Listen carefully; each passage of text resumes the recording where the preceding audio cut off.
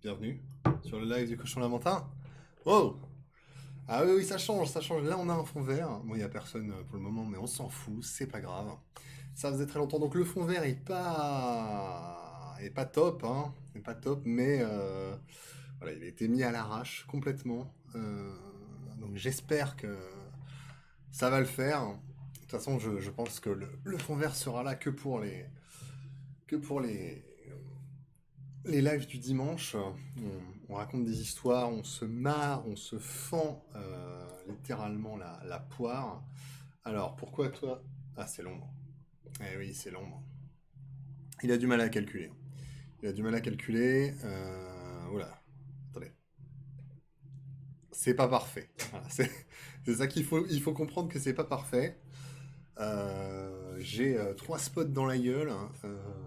Celui qui est là pour éclairer mon fond vert, celui qui est là pour rattraper les touches de lumière qui sont pas top, et le dernier qui m'envoie directement dans la face pour que je ne sois pas totalement dans l'obscurité. Merci à tous d'être là. Évidemment, bah, ce live est un peu particulier puisque c'est le premier live de l'année. Il y a personne et c'est pas grave. C'est pas grave du tout. C'est pas grave du tout parce que c'est une remise en forme et en plus je ne sais pas exactement ce que va donner ce concept, mais j'ai envie de de le garder pendant un moment, ça, parce que j'aime bien. Donc alors on commence un dimanche, c'est très surprenant évidemment, puisque d'habitude je ne live pas le dimanche, et de toute façon ce live ne sera pas très long. Voilà, ce sera peut-être une heure et demie, on va voir. Je me suis préparé une petite tisane, j'ai une petite chopine d'eau à côté, voilà, c'est dur.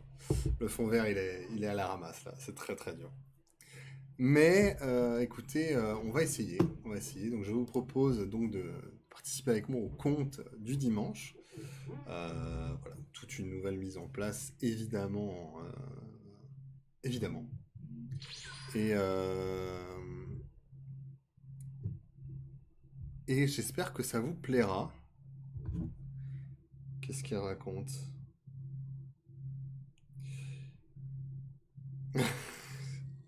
Évidemment que la foutie aux pommes qui,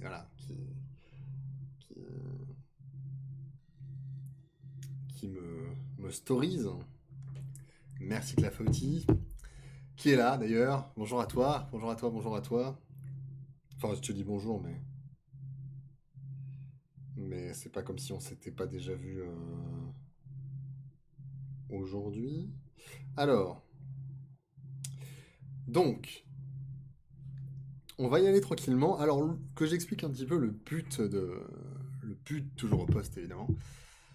Le but de l'émission, c'est le but de ce live, j'ai dit émission, mais ce live, hein, c'est de raconter des contes, voilà, de réagir face aux contes. C'est des contes que j'ai sélectionnés mais que je n'ai pas encore lus. Et voilà, de se marrer, de rigoler un bon coup et de se laisser porter par l'histoire, tout simplement. Donc vous verrez pas les textes. Boubou, monsieur. Vous verrez pas les textes. J'espère que le fond vert va pas trop déconner. Mais en toute façon, il est beaucoup trop proche de moi. Mais si ça marche vraiment pas, ça veut dire qu'il faudra que je fasse les lives du dimanche dans le salon. Ce qui est aussi une possibilité. Parce que là, voilà, dès que je bouge un peu en arrière, ça crée des ombres derrière. Et l'incrustation est un peu dégueulasse. Mais, ma foi, écoutez, je déclare donc ouvert cette première session des dimanches, des contes du dimanche racontés par Père CL. Et j'ai une cloche à vache, une belle cloche à vache, héritée de mes grands-parents. Qu'elle est belle. Et donc aujourd'hui, on dirait que princesse Disney. Aujourd'hui, voilà, moi je me suis mis bien, donc voilà, vous vous posez, vous prenez un petit thé, vous mettez ça en fond, vous pouvez continuer à travailler, à jouer, faites ce que vous avez envie. Voilà, faites ce que vous avez envie. Voilà, comme je l'ai dit, moi j'ai pris une petite tisane, de l'eau. J'ai même acheté des bonbons pour l'occasion. C'est con parce que je me rends compte que j'ai pas du tout envie de bouffer des bonbons. Achat impulsif, comme d'habitude. Mais voilà. Ah, j'ai pas réglé le. En revanche, il y a un truc que j'ai pas réglé. Je me coiffe en même temps. Parfait. Magnifique. J'ai pas réglé le. Car je suis une fille. Ben, les hommes aussi peuvent se coiffer, n'hésitez pas chez vous. Euh, alors, les comptes du dimanche. Alors, c'est ça qu'il faut que je... Catégorie Just Chatting, voilà. Parce il m'a laissé dans Evil Within, et ça, c'est pas forcément très bien. Enfin, disons que ça va... Peut-être moins de monde qui va venir, quoi. Très bizarre. Bon, faut que je garde une position comme... Ah, t'as... Mais... Oh... Bon, faut que je me calme, puisque c'est un live où je suis censé être calme et vous laisser porter par ma voix. Ça vient d'où ce truc? Attends, c'est là, juste derrière, c'est ici? Non? Là. Pourtant, j'ai pas mon nom dessus. Oh, mais enfin. Si je fais ça, qu'est-ce que ça donne? Ah! Bah, c'est pas mieux. Si je le recule beaucoup. Ouais, c'est un peu mieux. C'est un peu mieux.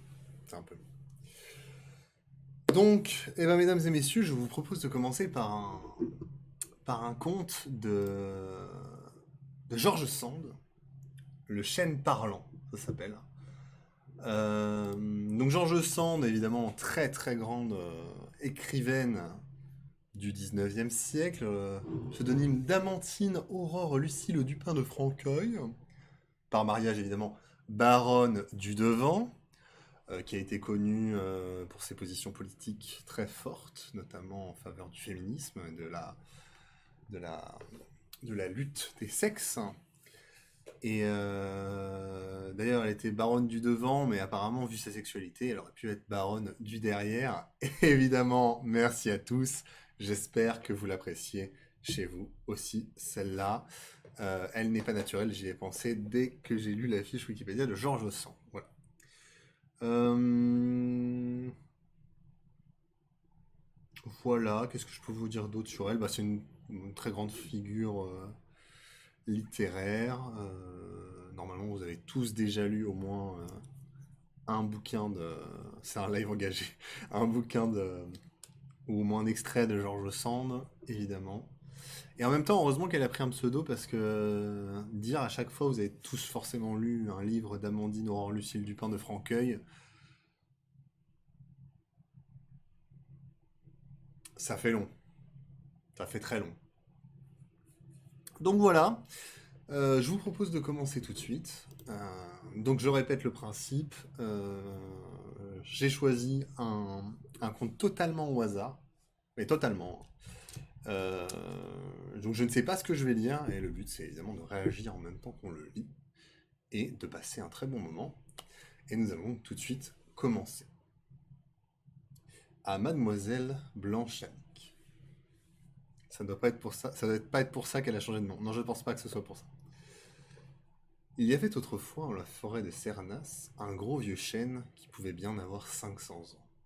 La foudre l'avait frappé plusieurs fois, il avait dû se faire une tête nouvelle, un peu écrasée, mais épaisse et verdoyante. Longtemps ce chêne avait eu une mauvaise réputation. Les plus vieilles gens du village voisin disaient encore que, dans leur jeunesse, ce chêne parlait et menaçait ceux qui voulaient se reposer sous son ombrage. Ils racontaient que deux voyageurs, y cherchant un abri, avaient été foudroyés. L'un d'eux était mort sur le coup. L'autre s'était éloigné à temps et n'avait été qu'étourdi parce qu'il avait été averti par une voix qui lui criait « Va-t'en, vite !» Voilà, déjà on peut s'arrêter une minute.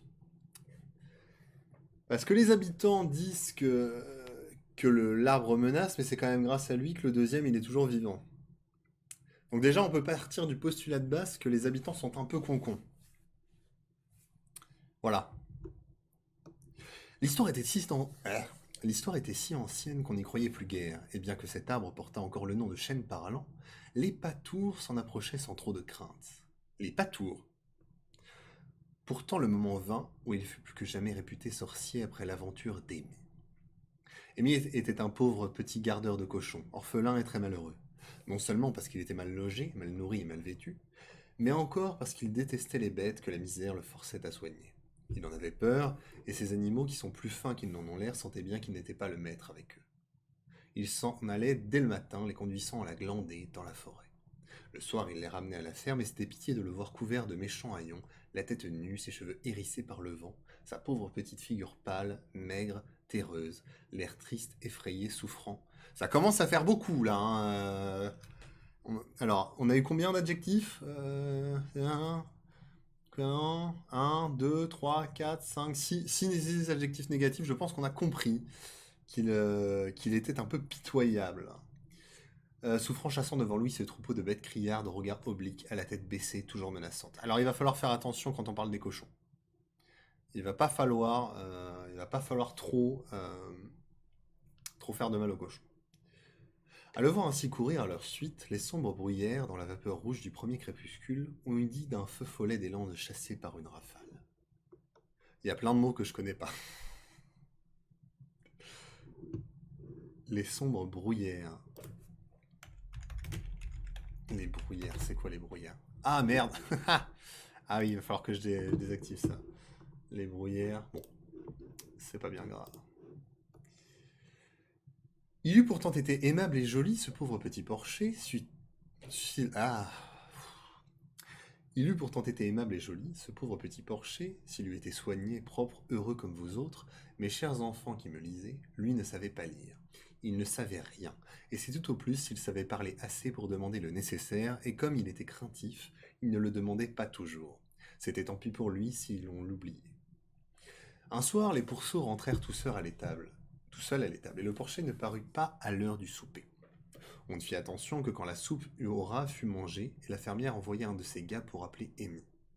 Le gars revint dire qu'Amy n'était ni à l'étable, ni dans le grenier où il couchait sur la paille. On pensait qu'il était allé voir sa tante, qui demeurait aux environs, et on se coucha sans plus songer à lui. C'est limite. On a 2 doigts quand même de l'assistante sociale. Hein. Le lendemain matin, en allant chez la tante, on s'étonna d'apprendre qu'Amy n'avait point passé la nuit chez elle. Eh ben ouais, bande de cons, fallait peut-être vérifier la nuit d'avant. Et il n'avait pas réparé au village depuis la veille. On s'enquit de lui aux alentours, personne ne l'avait vu. On le chercha en vain dans la forêt, on pensa que les sangliers et les loups l'avaient mangé, pourtant on ne retrouva ni sa sarclette, sorte de houlette à manches courts dont se servent les porchers. Merci Georges, parce que j'allais te poser la question qu'est-ce qu'une sarclette, donc c'est évidemment une sorte de houlette à manches courts dont se servent les porchers, ni aucune loque de son pauvre vêtement. On en conclut qu'il avait quitté le pays pour vivre en vagabond. Et le fermier dit que ce n'était pas un grand dommage, que l'enfant n'était bon à rien, n'aimant pas ses bêtes, et n'ayant pas su s'en faire aimer. Il fait pas bon vivre dans ce petit village, hein. Il fait pas bon vivre dans le village. Donc si jamais tu disparais 2 jours, t'attends pas à ce qu'on vienne te chercher, quoi. Hein. Un nouveau porcher fut loué pour le reste de l'année, mais la disparition d'Amy effrayait tous les gars du pays. La dernière fois que l'on avait vu, il allait du côté du chêne parlant, et c'était là sans doute qu'il lui était arrivé malheur. Le nouveau porcher eut bien soin de ne jamais y conduire son troupeau, et les autres enfants se gardèrent d'aller jouer de ce côté-là. Ouais, c'est un village de gros clacos. J'aime bien la formule. Vous me demandez ce qu'Amy était devenue. Patience, je vais vous le dire. Ah, elle nous connaît bien, la George Sand, hein. Elle sait que là, on est au bout, on a envie de savoir ce qu'il est devenu. Donc, et elle va nous le dire. Mais elle nous dit quand même patience, parce qu'elle sait que... Elle sait que là, on est à 2 doigts de s'en aller, quoi. Donc, elle nous garde un petit peu... C'est du niveau de Netflix, elle nous garde en haleine. La dernière fois qu'il était allé à la forêt avec ses bêtes, il avait avisé, à quelque distance du gros chêne, une touffe de favas en fleurs. La favasse ou févérole, c'est cette jolie papillonacée à grappes roses que vous connaissez, la geste tubéreuse. Voilà. Alors évidemment, tout le monde connaît ça, moi le premier, hein, pas besoin de s'étendre là-dessus. Je pense que vous êtes tous au courant de ce que c'est. Et j'espère que voilà. Hein, évidemment, ces jolis papillonacées à grappes roses que nous connaissons, la geste tubéreuse. Les tubercules sont gros comme une noisette et un peu âpres, quoique sucrés. Les enfants pauvres, j'allais dire les enfants pauvres, machin, non en fait non, les enfants pauvres en sont frayants. Parce que évidemment, les gueux Les gueux aiment les papillonacées, c'est bien connu. C'est une nourriture qui ne coûte rien et que les pourceaux, qui en sont friands aussi, songent seuls à leur disputer. Quand on parle des anciens anachorètes, vivants de racines, on peut être certain que le mets le plus recherché de leur austère cuisine était dans nos pays du centre, le tubercule de cette gesse. Je me sens très con, hein, parce que... Gesse. Gesse, c'est quoi gesse? Ah, la gesse. Les gesses sont des légumineuses de la famille des Fabaceae, genre Psopsorcarus et Litarius, dont certaines sont alimentaires ou réservées à l'alimentation animale. Bah voilà, hein, c'est plus simple que les bruyères. Amy savait bien que les favas ne pouvaient pas encore être bonnes à manger, car on n'était qu'au commencement de l'automne, mais il voulait marquer l'endroit pour venir fouiller la terre quand la tige et la fleur seraient desséchées. Il fut suivi par un jeune porc qui se mit à fouiller et qui menaçait de tout détruire. Lorsqu'Amy, impatienté de voir le ravage inutile de cette bête vorace, lui allongea un coup de sarclette sur le groin. Violence animale, déjà Amy, je l'aime pas trop, parce qu'il n'aime pas les cochons, donc déjà ça part mal pour Amy. En plus sur le groin, ça c'est moche. Le fer de la sarclette était fraîchement repassé, et coupa légèrement le nez du porc qui jeta un cri d'alarme. Voilà, connard. Vous savez comment ces animaux se soutiennent entre eux, et comme certains de leurs appels de détresse les mettent tous en fureur contre l'ennemi commun. D'ailleurs, ils en voulaient depuis longtemps à Amy, qui ne leur prodiguait jamais ni caresses ni compliments. Bah tiens, chais! Chais, Amy, chais! Prends soin du porc, ou le porte... Ouais. Ils se rassemblèrent en criant à qui mieux mieux, et l'entourèrent pour le dévorer.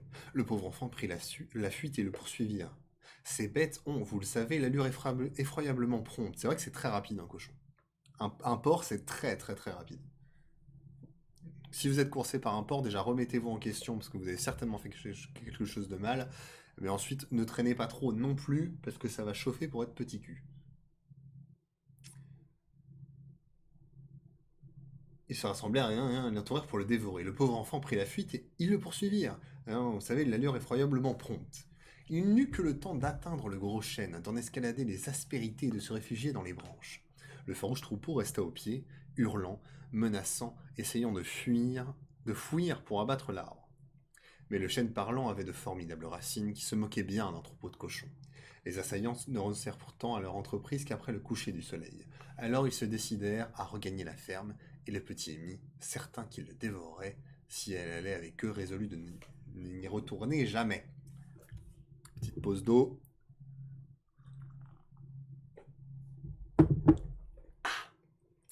Il savait bien que le chêne passait pour être un arbre enchanté, mais il avait trop à se plaindre des vivants pour craindre beaucoup les esprits. Il n'avait vécu que des misères et de coups. Sa tante était très dure pour lui. Elle l'obligeait à garder les porcs, lui qui en avait toujours eu horreur. Il était né comme cela, en lui faisant un crime. Et quand il venait la voir en la suppliant de le reprendre avec elle, elle le recevait comme on dit, avec une volée de bois vert. Bon, il n'a pas une vie facile quand même, Amy. Il la craignait donc beaucoup, et tout son désir eût été de garder les moutons dans une autre ferme où les gens eussent été moins avares et moins mauvais pour lui. Mais oui, mais gros, mais les cochons, ils t'ont rien fait, hein. Donc, euh... Donc je suis triste pour toi, mais fallait pas taper les cochons. Dans le premier moment, après le départ des pourceaux, il ne sentit que le plaisir d'être débarrassé de leurs cris farouches et de leurs menaces, et il résolut de passer la nuit où il était. Il avait encore du pain dans son sac de toile bise, car durant le siège qu'il avait soutenu, il n'avait pas eu envie de manger. Il en mangea la moitié, réservant le reste pour son déjeuner, et après cela, à la grâce de Dieu. Les enfants dorment partout. Pourtant, Amy ne dormait guère. Il était malingre, souvent fiévreux, et rêvait plutôt qu'il ne se reposait l'esprit durant son sommeil. Il s'installa du mieux qu'il put entre deux maîtresses branches garnies de mousse, et il eut grand envie de dormir, mais le vent qui faisait mugir le feuillage et grincer les branches l'effraya. Et il se mit à songer au mauvais esprit, tant et si bien qu'il s'imagina entendre une voix grêle et fâchée qui lui disait à plusieurs reprises « Va-t'en, va-t'en d'ici !» D'abord, Amy trembla et la gorge serrée ne songeait point à répondre, mais comme, en même temps que le vent s'apaisait, la voix du chêne s'adoucissait et lui semblait lui murmurer à l'oreille d'un ton maternel et caressant. Va-t'en, va-t'en. Amy se sentit le courage de répondre.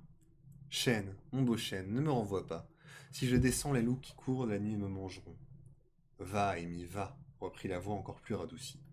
Mon bon chêne parlant, reprit aussi Amy d'un ton suppliant, ne m'envoie pas avec les loups. Tu m'as sauvé des porcs. Tu t'es mis dans la merde tout seul, mon grand. Tu as été doux pour moi, sois-le encore. Je suis un pauvre enfant malheureux, et puis je ne voudrais te faire aucun mal. Garde-moi cette nuit, si tu l'ordonnes, je m'en irai demain matin. La voix ne répliqua plus, et la lune argenta faiblement les feuilles. Argenta, j'avais pas souvent entendu cet adjectif quand même. Argenta faiblement les feuilles. Amy en conclut qu'il lui était permis de rester, ou bien qu'il avait rêvé les paroles qu'il avait cru entendre. Il s'endormit et, chose étrange, il ne rêva plus et ne fit qu'un somme jusqu'au jour. Il descendit alors et secoua la rosée qui pénétrait son pauvre vêtement. Tu juges beaucoup. Je juge pas, j'aligne des faits, Clafoutis. On ne touche pas au porc. En tout cas, on ne frappe pas le porc. Tu vas quand même pas me dire qu'alors que tu es modératrice sur la chaîne du Cochon Lamentin, tu cautionnes ce qui vient de se passer là. Il a frappé un porc, il leur distribue aucun amour, aucune caresse. Non. Attention, Clafoutis. Attention, parce que c'est un sujet dangereux. Il faut pourtant, se dit-il, que je retourne au village. Je dirai à ma tante que mes porcs ont voulu me manger, que j'ai été obligé de coucher sur un arbre. Elle me permettra d'aller chercher une autre condition. Il mangea le reste de son pain, mais au moment de se remettre en route, il voulut remercier le chêne qui l'avait protégé le jour et la nuit. Adieu, et merci, mon bon chêne, dit-il en baisant l'écorce. Je n'aurai plus jamais peur de toi, et je viendrai te voir pour te remercier encore. Il traversa la lande et il se dirigeait vers la chaumière de sa tante. Lorsqu'il entendit parler derrière le mur du jardin de la ferme. Avec tout ça, disait un des gars, notre porcher n'est pas revenu, on ne l'a pas vu chez sa tante, et il a abandonné son troupeau. C'est un sans-cœur, et un paresseux à qui je donnerai une jolie rouée de coups de sabot, pour le punir de me faire mener ses bêtes au champ aujourd'hui à sa place. Qu'est-ce que ça te fait de mener les porcs, dit l'autre gars. C'est une honte à mon âge, reprit le premier. Cela convient aux enfants de 10 ans, comme le petit Amy. Mais quand on en a 12, on a le droit de garder les vaches, tout en moins les veaux. Ah oui, c'est très précis quand même. Il y a une gradation, une hiérarchie. Ah oui, c'est très très très précis. C'est très précis. Les deux gars furent interrompus par leur père. Allons vite, dit-il, à l'ouvrage. Quant à ce porcher de malheur, si les loulous ont mangé, c'est tant pis pour lui. Mais si je le retrouve vivant, je l'assomme. Il aura beau aller pleurer chez sa tante, si elle est décidée à le faire coucher avec les cochons pour lui apprendre à le faire le fier et le dégoûter. J'ai eu un peu de mal, excusez-moi. Amy, épouvanté de cette menace, se le tint pour dit. Il se cacha dans un meuble de blé où il passa la journée. Vers le soir, une chèvre qui rentrait à l'étable, à qui s'attardait à lécher je ne sais quelle herbe, lui permit de la traire. Quand il eut rempli et avalé 2 ou 3 fois le contenu de sa bile de bois, de sa sébile de bois, il se renfonça dans les gerbes jusqu'à la nuit. Quand il fit tout à fait sombre et que tout le monde fut couché, il se glissa jusqu'à son grenier, et y prit diverses choses qui lui appartenaient. Quelques écus gagnés par lui que le fermier lui avait remis la veille, et dont sa tante n'avait pas encore eu le temps de le dépouiller. Une peau de chèvre et une peau de mouton dont il se servirait l'hiver, un couteau neuf, un petit pot de terre, un peu de linge fort déchiré. Il mit... Ah, c'est la police. Il y mit le tout dans son sac, descendit dans la cour, escalada la barrière, et s'en alla à petits pas pour ne pas faire de bruit. Mais comme il passait près de l'étable à porc, ces maudites bêtes le sentirent et l'entendirent, et se prirent à crier avec fureur. Alors Amy, craignant que les fermiers réveillés dans leur premier sommeil ne se missent à ses trousses,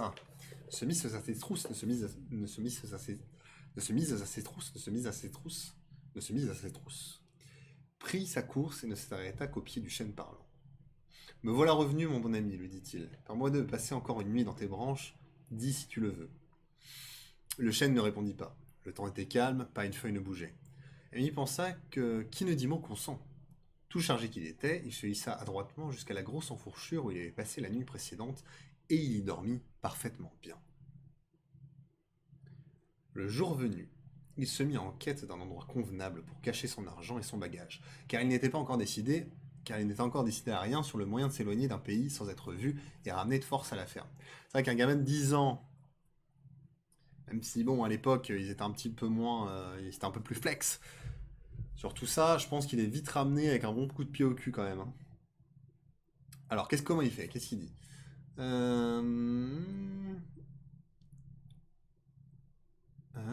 Il grimpa au-dessus de la place où il se trouvait et découvrit alors dans le tronc principal du gros arbre un trou noir, fait par la foudre depuis bien longtemps, car le bois avait formé tout autour un gros bourrelet d'écorce.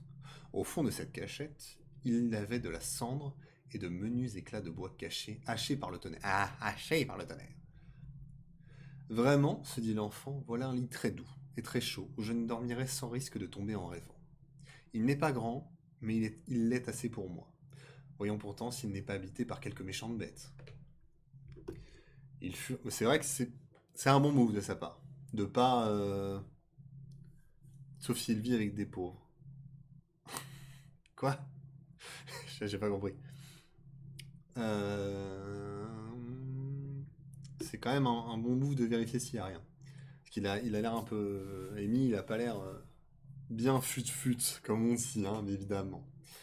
Il fureta dans l'intérieur de ce refuge et vit qu'il était percé par en haut, ce qui devait amener un peu d'humidité dans les temps de pluie. Il se dit qu'il était bien facile de boucher ce trou avec de la mousse. Et une chouette avait fait son nid dans le conduit. Je ne te dérangerai pas, pensa Amy, mais je fermerai la communication. Comme cela, nous serons chacun chez nous. Quand il eut préparé son nid pour la nuit suivante et installé son bagage en sûreté, il s'assit dans son trou, les jambes dehors, appuyées sur une branche, et se mit à songer vaguement à la possibilité de vivre dans un arbre. Mais il eût souhaité que cet arbre fût au cœur de la forêt au lieu d'être près de la lisière, exposé au regard des bergers et porchers qui amenaient leurs troupeaux. C'est vrai, c'est bien pour passer une nuit, mais sur le long terme. Il ne pouvait prévoir que, par suite de sa disparition, l'arbre deviendrait un objet de crainte et que personne n'en approcherait plus. La faim commençait à se faire sentir, et bien qu'il fût très petit mangeur, il se ressentait bien de rien. Il se ressentait bien de n'avoir rien pris de solide la veille. Irait-il déterrer les favasses encore vertes qu'il avait remarquées à quelques pas de là, ou irait-il jusqu'au châtaignier qui poussait plus en avant de la forêt? C'est une bonne question. Comme il se préparait à descendre, il vit que la branche sur laquelle reposaient ses pieds n'appartenait pas à son chêne. C'était celle d'un arbre voisin qui entrecroisait ses belles et fortes ramures avec celle du chêne parlant. Amy se hasarda sur cette branche et gagna le chêne voisin qui avait lui aussi pour proche voisin un autre arbre, facile à atteindre. Amy, léger comme un écureuil, s'attira ainsi d'arbre en arbre jusqu'au châtaignier, où il fit une bonne récolte. Les châtaignes étaient encore petites et pas très mûres, mais il n'y regardait pas de bien près, et il mit comme dirait pied à terre.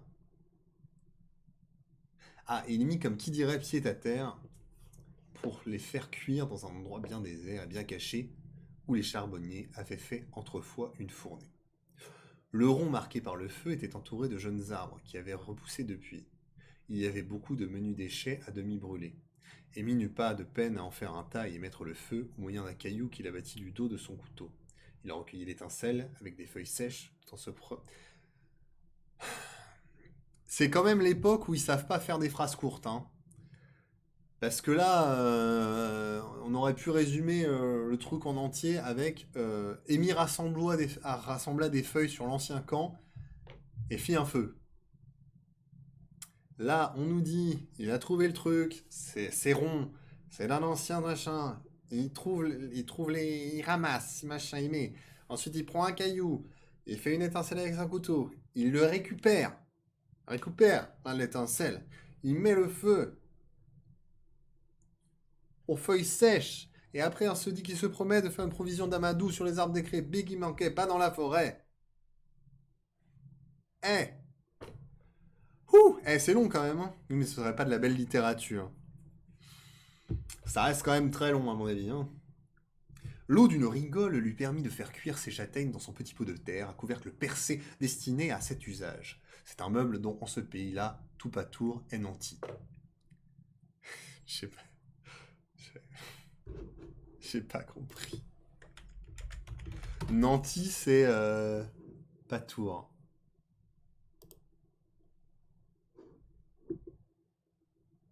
Patour. Masculin, pâtre. C'est marrant parce que je suis sur Wikipédia, justement. Les définitions, c'est les maîtres sonneurs de Jean Le Sand. Du latin pastor, oui, mais vous me dites pas ce que ça veut dire. Pâtre.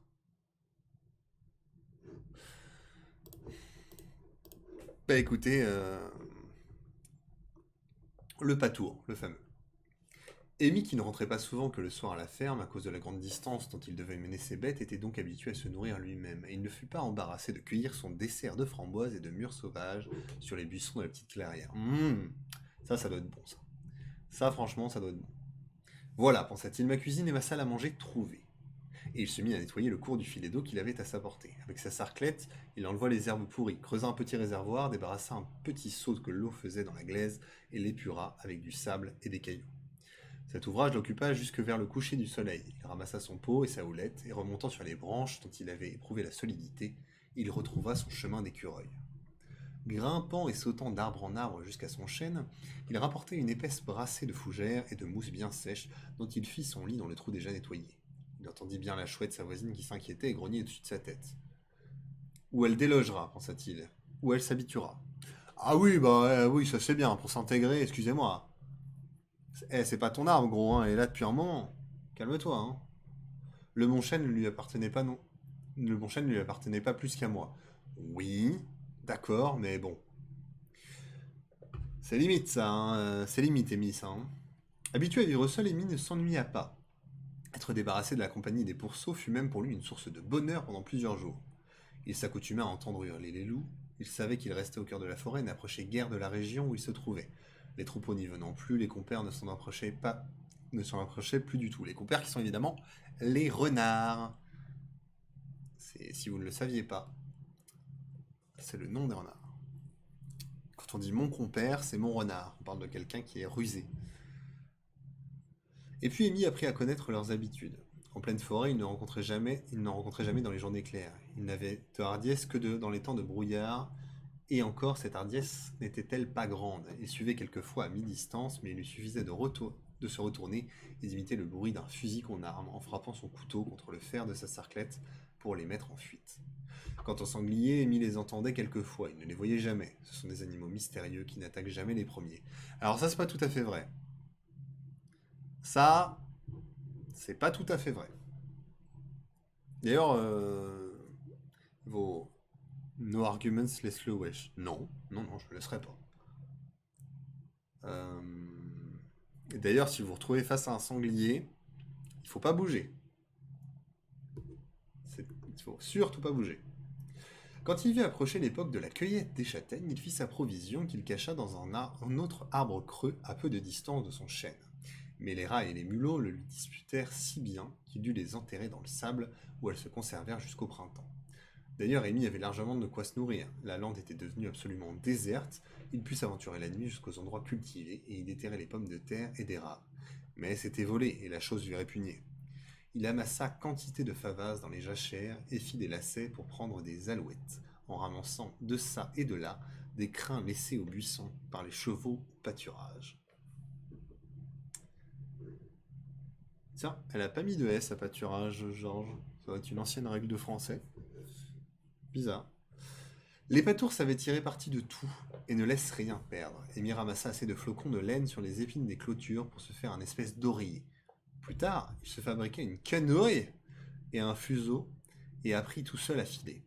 Il se fit des aiguilles à tricoter avec du fil de fer qu'il trouva à une barrière mal raccommodée, qu'on répara encore et qu'il dépouilla de nouveau pour fabriquer des collets à prendre les lapins. Il réussit donc à se faire des bas et à manger de la viande.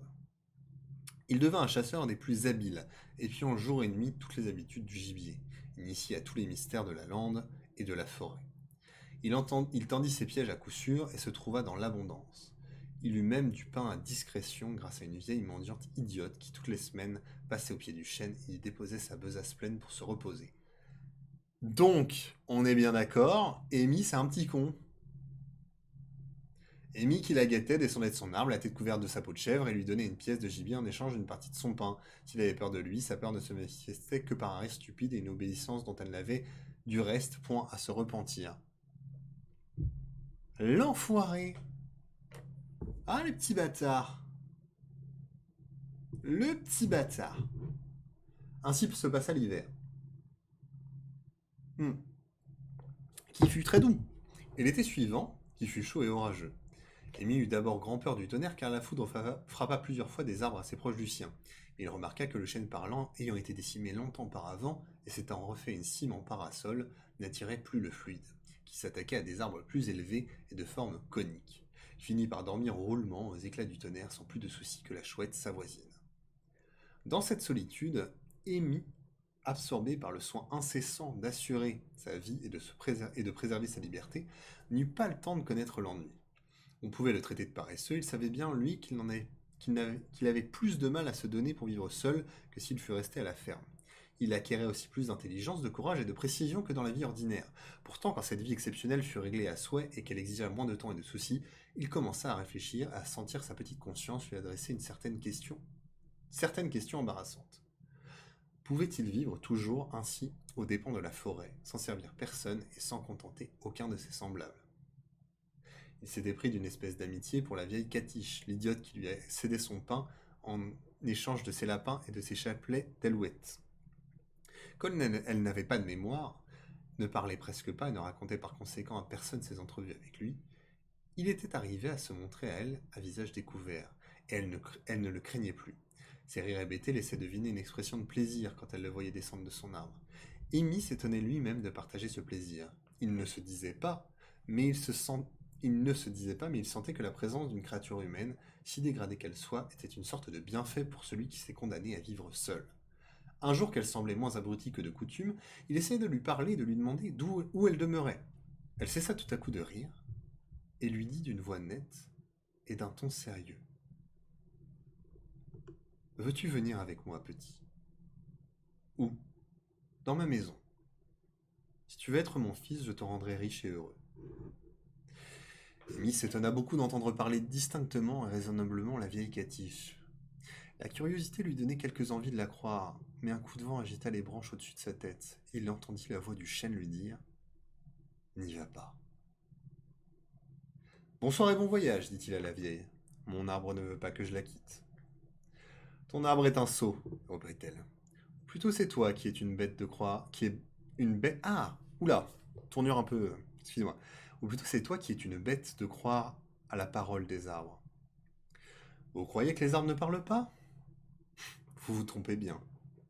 Tous les arbres parlent quand le vent se met après eux. Mais ils ne savent pas ce qu'ils disent. C'est comme s'ils ne disaient rien. Amy fut fâché de cette explication positive d'un fait merveilleux. Il répondit à Catiche. C'est vous qui radotez la vieille. Si tous les arbres font comme vous, mon chêne du moins sait ce qu'il veut et ce qu'il dit.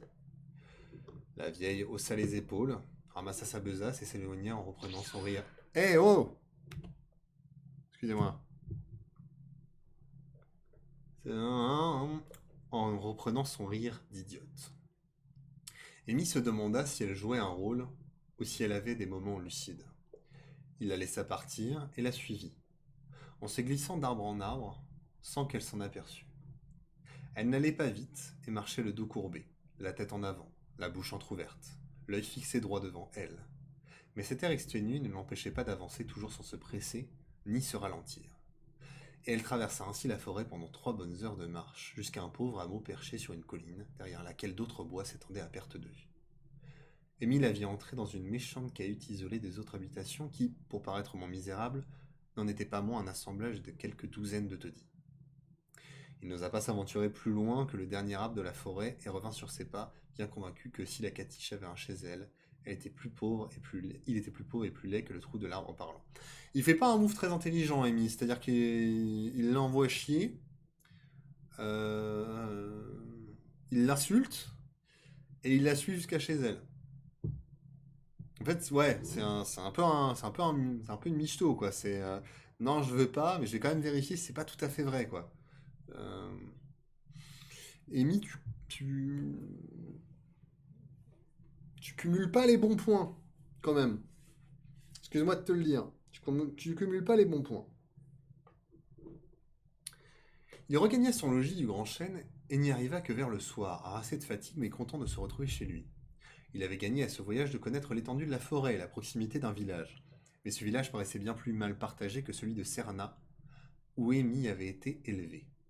C'était tout pays des Landes, sans trace de culture, et les rares bestiaux qu'il avait vus paître autour des maisons n'avaient que la peau sur les os. Au-delà, il n'avait aperçu que les sombres horizons de la forêt. Ce n'était donc pas de ce côté-là qu'il pouvait songer à trouver une condition meilleure que la sienne. Au bout de la semaine, la Catiche arriva à l'heure ordinaire. Elle revenait de Serna, et lui demanda des nouvelles de sa tante pour voir si cette vieille aurait le pouvoir et la volonté de lui répondre comme la dernière fois. Elle répondit très nettement. La grande Nanette est remariée, et si tu retournes chez elle, elle tâchera de te faire mourir pour se débarrasser de toi. Parlez-vous raisonnablement dit Amy. Me dites-vous la vérité? Je te dis la vérité. Tu n'as plus qu'à te rendre à ton maître pour vivre avec les cochons, ou à chercher ton pain avec moi, ce qui te vaudrait mieux que tu ne penses.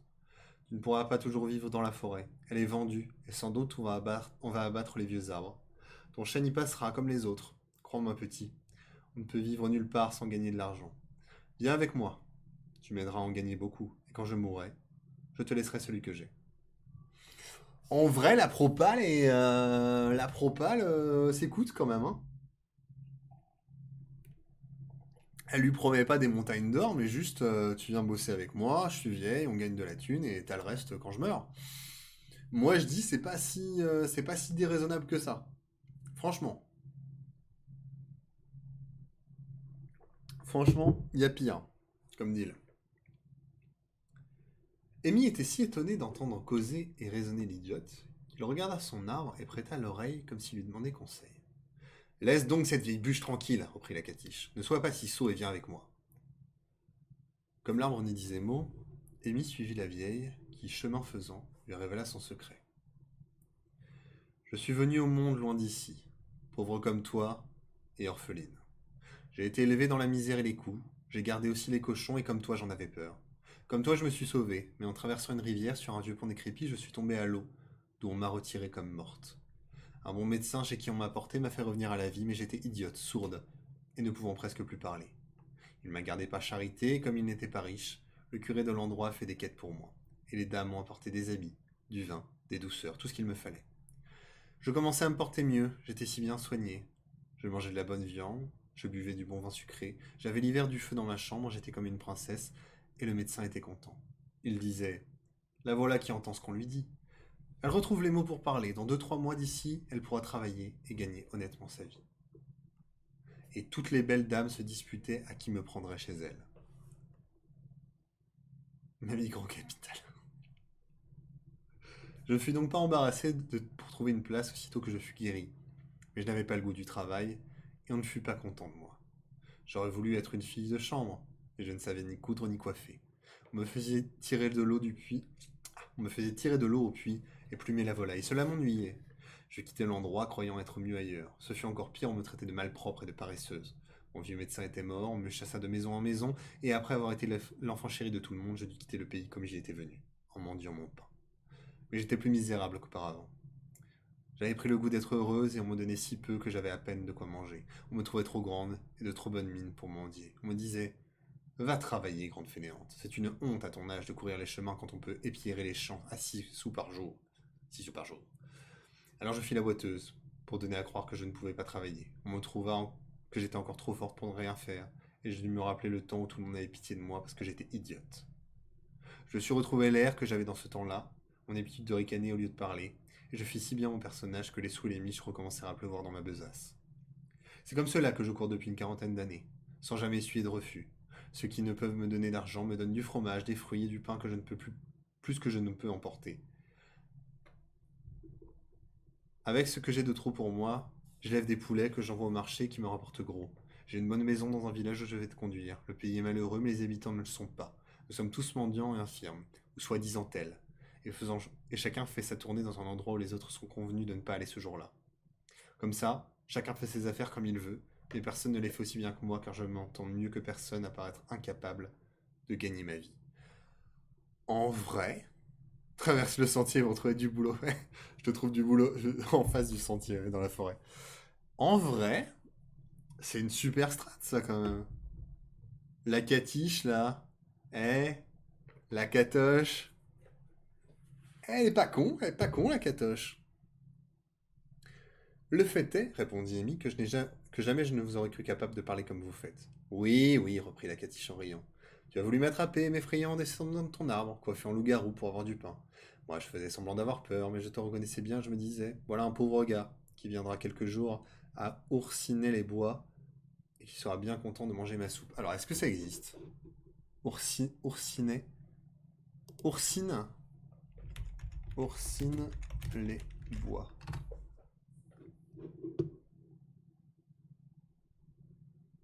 Map.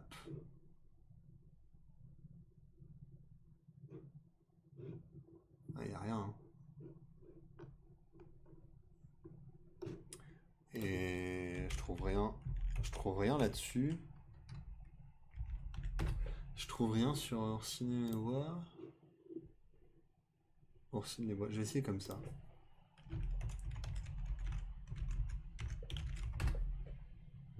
Ok. Je vais regarder sur Géoportail. Impossible de trouver. Ouais. Bon. Tant pis. En devisant ainsi, Amy et la Catiche arrivèrent à Oursine-les-Bois. C'était le nom de l'endroit où demeurait la fosse idiote et qu'Amy avait déjà vu. Il n'y avait pas une âme dans ce triste hameau. Les animaux passaient çà et là sans être gardés sur une lande fertile en chardon qui était toute la propriété communale des habitants.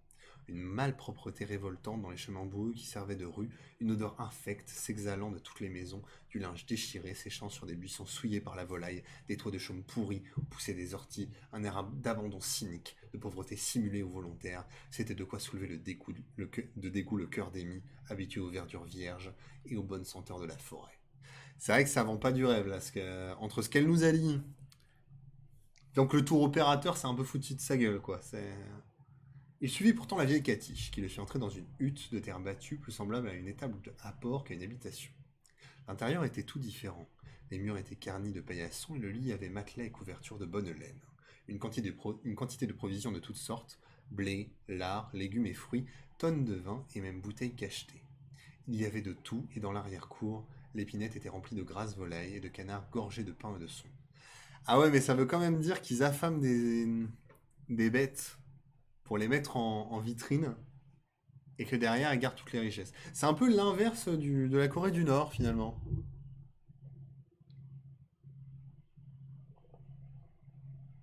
Où quand les gens viennent, tout le monde est heureux, mais derrière, ça marche pas, alors que là, c'est l'inverse. Hmm. La Corée du Nord d'Oursine-les-Bois. Tu vois, dit la Katiche à Amy, que je suis autrement riche que ta tante. Elle me fait l'aumône toutes les semaines, et si je voulais, je porterais de meilleurs habits que les siens. Veux-tu voir mes armoires? Rentrons, et comme tu dois avoir faim, je vais te faire manger un souper comme tu n'en as jamais goûté de ta vie.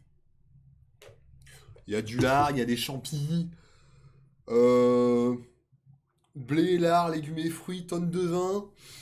Franchement, je pense qu'il va se mettre bien le petit Amy là. En effet, tandis qu'Amy admira le contenu des armoires, la vieille alluma le feu et tira de sa besace une tête de chèvre qu'elle fricassa avec des rogatons de toutes sortes, et où elle n'épargna ni le sel, ni le beurre rance, ni les légumes avariés produits de la dernière tournée. Elle en fit je ne sais quel plat qu'Amy mangea avec plus d'étonnement que de plaisir, et qu'elle le força d'arroser d'une demi-bouteille de vin bleu. Il n'avait jamais bu de vin, il ne le trouva pas bon, mais il le but quand même. Et pour lui donner l'exemple, la vieille avala une bouteille entière, se grisa et devint tout à fait expansive. Alors, la question étant, est-ce que Amy va passer à la casserole avant la fin du conte? Parce que là, c'est vraiment, on attire le petit enfant dans la camionnette, quoi. Il y a des beaux bonbons, mais c'est quand même une camionnette. Elle se vanta de savoir voler encore mieux que mendier, et alla jusqu'à lui montrer sa bourse qu'elle enterrait sous une pierre du foyer, et qui contenait des pièces d'or à toutes les effigies du siècle. Il en avait bien pour 2000 francs. Amy, qui ne savait pas compter, n'apprécia pas autant qu'elle le voulut l'opulence de la mendiante. Quand elle lui eut tout montré,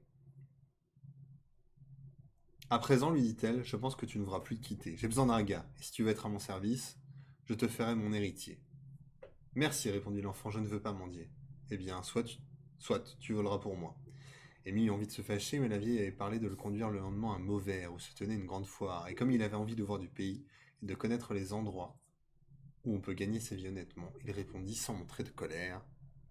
Ouais, le maître en arts martiaux, là, Amy. Ravale ta colère, jeune padawan. Ne lui montre pas, ne montre à personne ta faiblesse. Je ne saurais... Alors, il lui répondit, sans montrer de colère, je ne saurais pas voler. Je t'ai jamais appris. Tu mens, reprit Katiche. Tu voles très habilement à la forêt de Cerna, son gibier et ses fruits. Crois-tu donc que ces choses-là n'appartiennent à personne? Ne sais-tu pas que celui qui ne travaille pas ne peut vivre qu'aux dépens d'autrui? Il y a longtemps que cette forêt est quasi abandonnée. Le propriétaire était un vieux riche qui ne s'occupait plus de rien et ne la faisait pas seulement garder. À présent qu'il est mort, tout va changer. Tu auras beau te cacher comme un rat dans des trous d'arbres, on te mettra la main sur le collet et on te conduira en prison.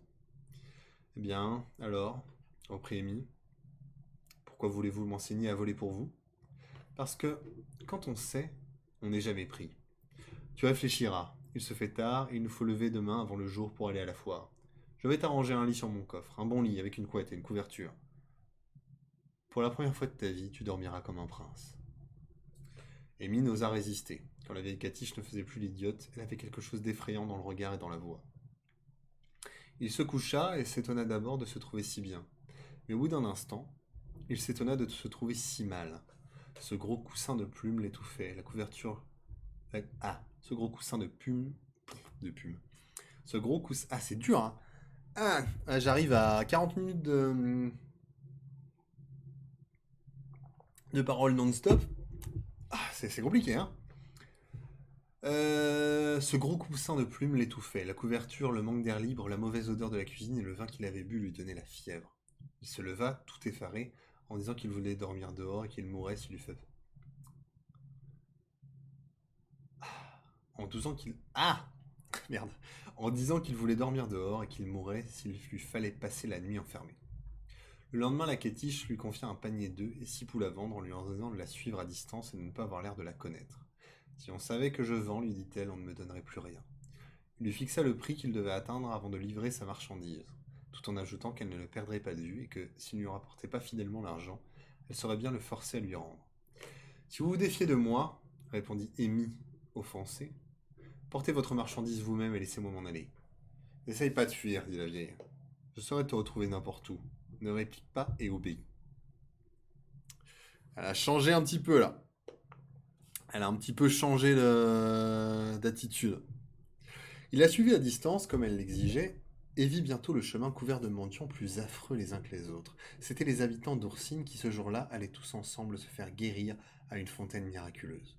Tous étaient estropiés ou couverts de plaies hideuses. Tous sortaient de la fontaine sains et allègres. Le miracle n'était pas difficile à expliquer, tous leurs maux étant simulés, et les reprenant au bout de quelques semaines pour être guéris le jour de la fête suivante.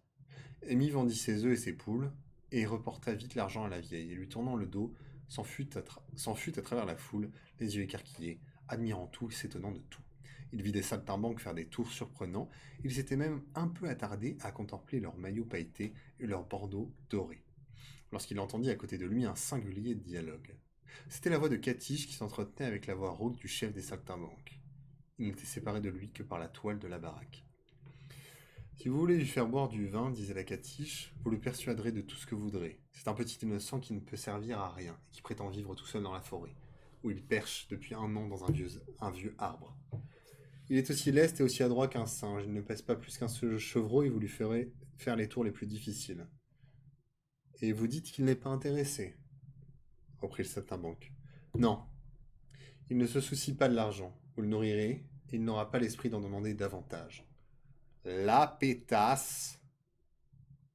La pétasse. Eh ben, il voudra se sauver. Bah, avec des coups, vous lui en ferez passer l'envie. Allez me le chercher, je veux le voir. Et vous me donnerez 20 francs? Oui, s'il convient. La pétasse.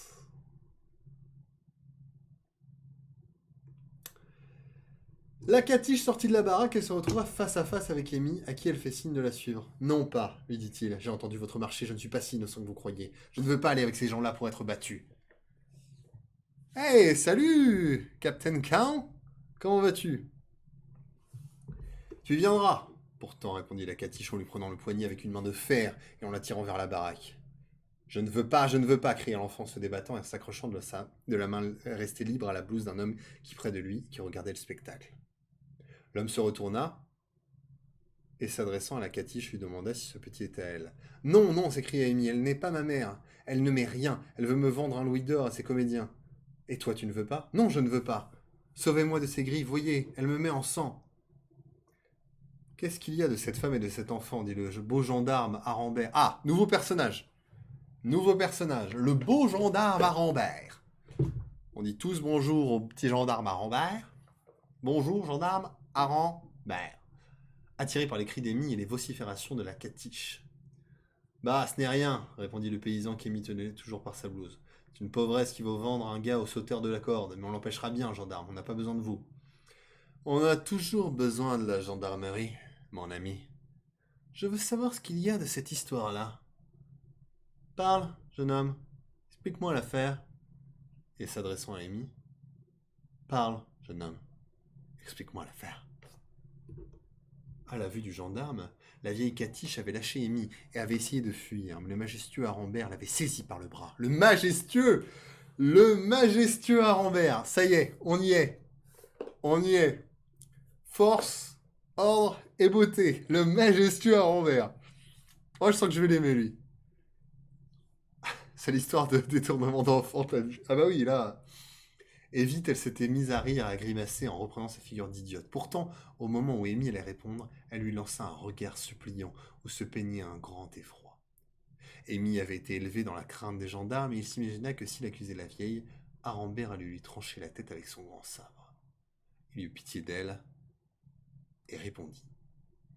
Laissez-la, monsieur. C'est une femme folle et imbécile qui m'a fait peur, mais qui ne voulait pas me faire du mal. La connaissez-vous? N'est-ce pas la catiche? Une femme qui fait semblant de ce qu'elle n'est pas? Dites la vérité. Un nouveau regard de la mendiante donna à Amy le courage de mentir pour lui sauver la vie. Je la connais, dit-il. C'est une innocente. Il a une moustache. Ah, très probablement. Arambert a très probablement une moustache. Je saurai de ce qui en est, répondit le beau gendarme en laissant aller la catiche. Circulez, vieille femme. Mais n'oubliez pas que depuis longtemps j'ai l'œil sur vous. La catiche s'enfuit, et le gendarme s'éloigna. Amy, qui avait encore eu plus peur de lui que de la vieille, tenait toujours la blouse du père Vincent. Ah! Quatrième personnage, le père Vincent. Le Padre Vincenzo. Le Padre. C'était le nom du paysan qui s'était trouvé là pour le protéger et qui avait une bonne figure, douce et gaie. Bon vivant, quoi. Le bon gars. Le bon gars bien vivant. Ah ça, petit, dit ce bonhomme à Amy. Tu vas me lâcher à la fin, tu n'as plus rien à craindre. Qu'est-ce que tu veux de moi? Cherches-tu ta vie? Veux-tu un sou? Non, merci, dit Amy. J'ai peur à présent de tout ce monde et me voilà seul sans savoir de quel côté me tourner. Et où voudrais-tu aller? Je voudrais retourner dans ma forêt de Cerna sans passer par Ossine-les-Bois. Tu demeures à Cerna? C'est bien easy de t'y mener, puisque de ce pas je m'en vais dans la forêt. Tu n'auras qu'à me suivre. J'entre souper sous la ramée. Attends-moi au pied de cette croix, reviendrai te prendre.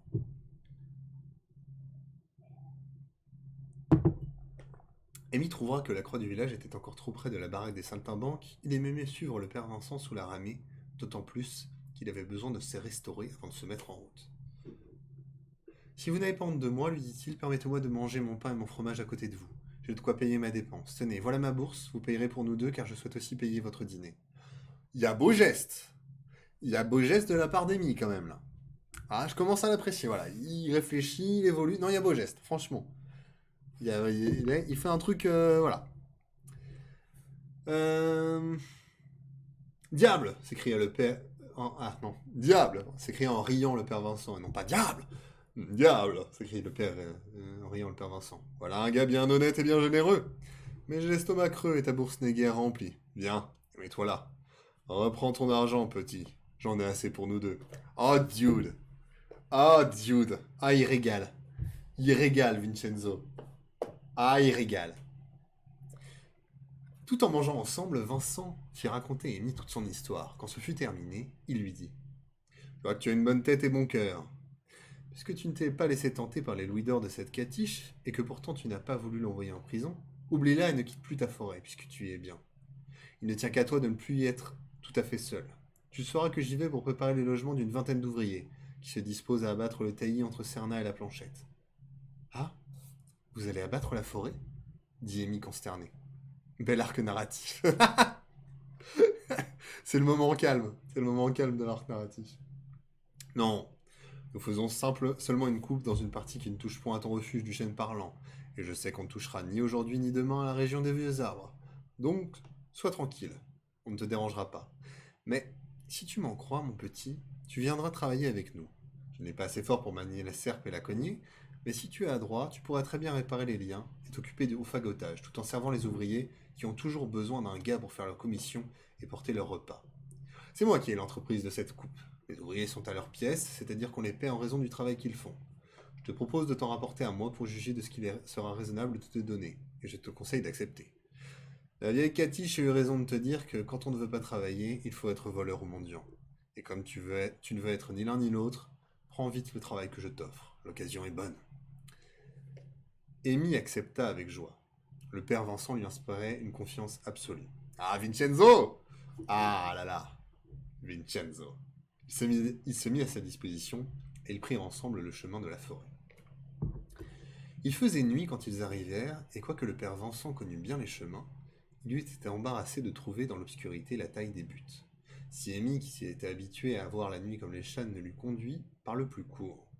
Ils trouvèrent un abri déjà préparé par les ouvriers qui étaient venus dès la veille. Cela consistait en perches placées en pignon avec leurs...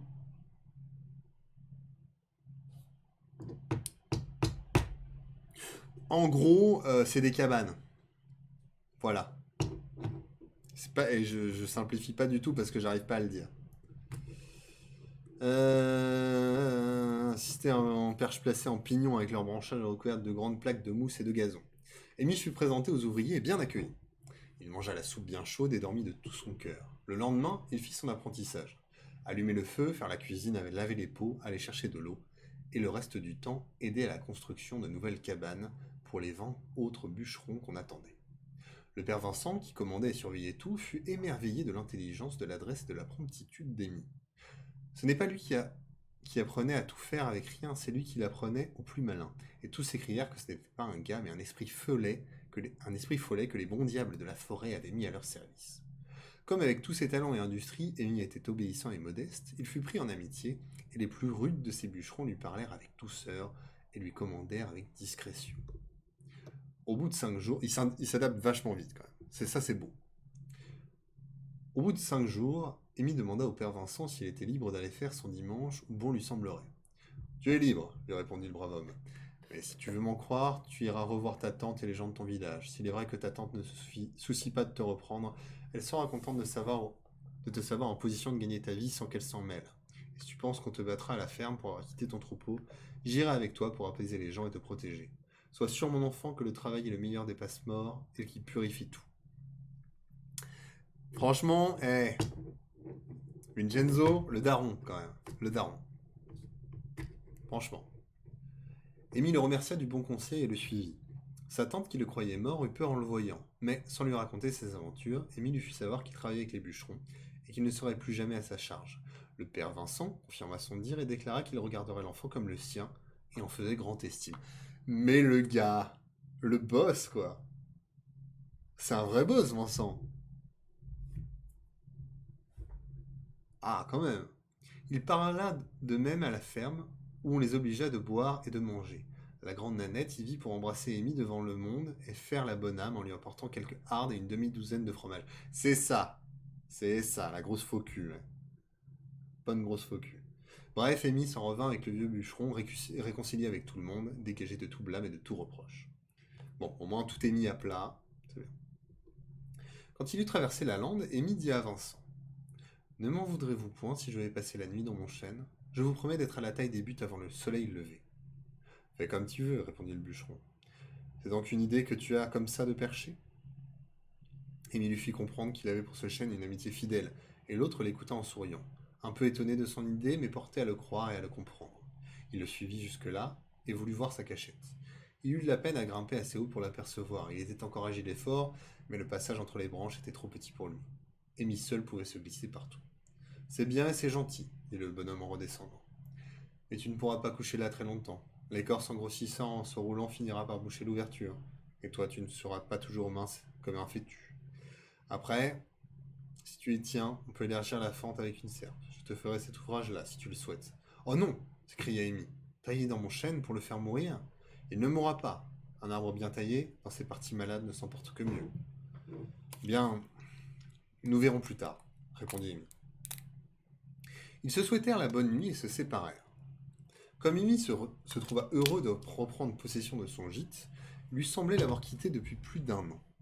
Il pensait à l'affreuse nuit qu'il avait passée chez la Catiche et faisant maintenant des réflexions très justes sur la différence des goûts et le choix des habitudes. Il pensait à tous ces gueux d'Ourcine-les-Bois qui se croyaient riches parce qu'ils se cachaient des louis d'or dans leurs paillasses et qui vivaient dans la honte et l'infection, tandis que lui tout seul, sans mendier, avait dormi plus d'1 année dans un palais de feuillage, au parfum de violettes et de mélite, au chant des rossignols et des fauvettes, sans souffre de rien, sans être humilié par personne, sans dispute, sans maladie, sans rien de faux et de mauvais est dans le cœur. Tous ces gens d'Oursine, à commencer par la Catiche, se disaient-ils, ont plus d'argent qu'il ne leur faudrait pour se bâtir une bonne petite maison, cultiver de gentils jardins, élever du bétail sain et propre. Mais la paresse les empêche de jouir de ce qu'ils ont. Ils se laissent croupir dans l'ignominie. Ils sont comme fiers du dégoût et du mépris qu'ils inspirent. Ils se moquent des braves gens qui ont pitié d'eux. Ils volent les vrais pauvres, ceux qui souffrent, sans se plaindre.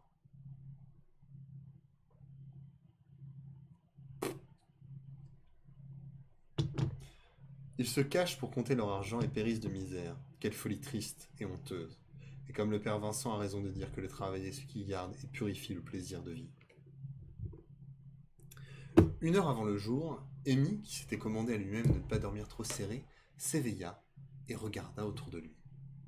La lune s'était levée tard et n'était pas couchée. Les oiseaux ne disaient rien encore, pardon. La chouette faisait sa ronde et n'était pas rentrée. Le silence est une belle chose. Il est rare dans la forêt où il y a toujours quelques êtres qui grimpent et quelque chose qui tombe. Amy but ce beau silence comme un rafraîchissement en se rappelant le vacarme étourdissant de la foire, le tam-tam et la grosse caisse des saltimbanques, les disputes des acheteurs et des vendeurs, le grincement des vieilles et le mugissement des cornemuses, le cri des animaux ennuyés ou effrayés, les rauques chansons des buveurs, tout ce qui l'avait tour à tour étonné, amusé, épouvanté. Quelle différence avec les voix mystérieuses, discrètes ou imposantes de la forêt. Une faible brise s'éleva avec l'aube et fit frissonner mélodieusement la cime des arbres. Celle du chêne semblait dire « Reste tranquille, Amy. Sois tranquille et content, petite Amy. » Tous les arbres parlent, lui avait dit la Catiche. C'est vrai, pensait-il. Ils ont tous leur voix et leur manière de gémir ou de chanter, mais ils ne savent ce qu'ils disent à ce qu'on prétend cette sorcière. Elle ment. Les arbres se plaignent ou se réjouissent innocemment. Elle ne peut pas les comprendre, elle qui ne pense qu'au mal. Amy fut au coupe à l'heure dite, et il y travailla tout l'été et tout l'hiver suivant. Tous les samedis soirs, il allait coucher dans son chêne. Le dimanche, il faisait une courte visite aux habitants de Serna et revenait à son gîte jusqu'au lundi matin. Il grandissait et restait mince et léger, mais se tenait proprement et avait une jolie mine éveillée et aimable qui plaisait à tout le monde. Le père Vincent lui apprenait à lire et à compter, et faisait cas de son esprit, et sa tante, qui n'avait pas d'enfant, souhaitait le retenir auprès d'elle pour lui faire honneur et profit, car il était bon conseiller et paraissait s'entendre à tout. Ouais. Enfin bon, t'as quand même dit que t'allais le buter, donc c'est peut-être pas le bon move pour Amy d'y revenir. Mais Amy n'aimait que les bois. Il en était venu à y voir et à entendre des choses que n'entendaient ni ne voyaient les autres. Dans les longues nuits d'hiver, il aimait surtout la région des pins, où la neige amoncelée dessinait, le long des rameaux noirs, de grandes belles formes blanches mollement couchées, qui, parfois balancées par la brise, semblaient se mouvoir et s'entretenir mystérieusement. Le plus souvent, elles paraissaient dormir, et il les regardait avec un respect mêlé de frayeur. Il eut craint de dire un mot, de faire un mouvement, qui eût réveillé ces belles fées de la nuit et du silence. Dans la demi-obscurité des nuits claires où les étoiles scintillaient comme des yeux de diamant à l'absence de la lune, il croyait saisir les formes de ces êtres fantastiques, les plis de leurs robes, les ondulations de leurs chevelures d'argent. Aux approches du dégel, elles changeaient d'aspect et d'attitude, et il les entendait tomber des branches avec un bruit frais et léger, comme si en touchant la nappe neigeuse du sol, elles eussent pris un souple élan pour s'envoler ailleurs. Quand la glace emprisonnait le petit ruisseau, il la cassait pour boire, mais avec précaution pour ne pas abîmer l'édifice de cristal que formait sa petite chute. Il aimait à regarder le long des chemins de la forêt les girandoles du givre et les stalactites irisées par le soleil levant. Il avait des soirs où l'architecture transparente des arbres privés de feuilles se dessinait en dentelle noire sur le ciel rouge ou sur le fond nacré, des nuages éclairés par la lune. Et l'été, quelle chaude rumeur, quel concert d'oiseaux sous le feuillage, Il faisait la guerre aux rongeurs et aux furteurs friands des œufs et des petits dans les nids. Il s'était fabriqué un arc et des flèches, et s'était rendu très adroit à tuer les rats et les vipères. Il épargnait les belles couleuvres inoffensives qui serpentent avec tant de grâce sur la mousse, et les charmants écureuils qui ne vivent que des amandes du pain si adroitement extraites par eux de leur cône. Il avait si bien protégé les nombreux habitants de son vieux chêne que tous le connaissaient et le laissaient circuler au milieu d'eux. Il s'imaginait comprendre le rossignol, le remerciant d'avoir sauvé sa nichée, et disant tout exprès pour lui ses plus beaux airs. Il ne le permettait pas aux fourmis de s'établir dans son voisinage, mais laissait le pivert travailler dans le bois pour en retirer les insectes rongeurs qui le détériorent. Il chassait les chenilles du feuillage, les hannetons voraces ne trouvaient pas grâce devant lui, et tous les dimanches, il faisait à son cher arbre une toilette complète. Et en vérité, jamais le chêne ne s'était si bien porté et n'avait étalé une si riche et si fraîche verdure. Amy ramassait les glands les plus sains et allait les semer sur la lande voisine où ils soignaient leurs premières enfances en empêchant la bruyère et les cuscutes de les étouffer. Je ne sais pas ce que c'est un cuscute. Il avait pris les lièvres en amitié et ne voulait plus détruire pour sa nourriture. De son arbre, il les voyait danser sur le serpolet, se coucher sur le flanc comme des chiens fatigués, et tout à coup, au bruit d'une feuille sèche qui se détache, bondir avec une grâce comique et s'arrêter court, comme pour réfléchir après avoir cédé à la peur. Si, en se promenant par les chaudes journées, il se sentait le besoin de faire une sieste, il grimpait dans le premier arbre venu, et choisissant son gîte, il entendait les ramiers le bercer de leur grésillement monotone et caressant. Mais il était délicat pour son coucher et ne dormait tout à fait bien que dans son chêne. Il fallut pourtant quitter cette chère forêt quand la coupe fut terminée et enlevée. Amy suivit le père Vincent, qui s'en allait à 5 lieues de là, du côté d'Oursine, pour entreprendre une autre coupe dans une autre propriété. Depuis le jour de la foire, Amy n'était pas retournée dans ce vilain endroit et n'avait pas aperçu la catiche. Était-elle morte? Était-elle en prison? Personne n'en savait rien. Beaucoup de mendiants disparaissaient comme cela sans qu'on puisse dire ce qu'ils sont devenus. Personne ne les cherche ni ne les regrette. Amy était très bon. Il n'avait pas oublié le temps de solitude absolue, où la croyant idiote et misérable, il l'avait vue chaque semaine au pied de son chêne, lui apportant le pain dont il était privé, et lui faisant entendre le son de la voix humaine. Il confia au père Vincent le désir qu'il avait d'avoir de ses nouvelles, et ils s'arrêtèrent. Fin. George Sand.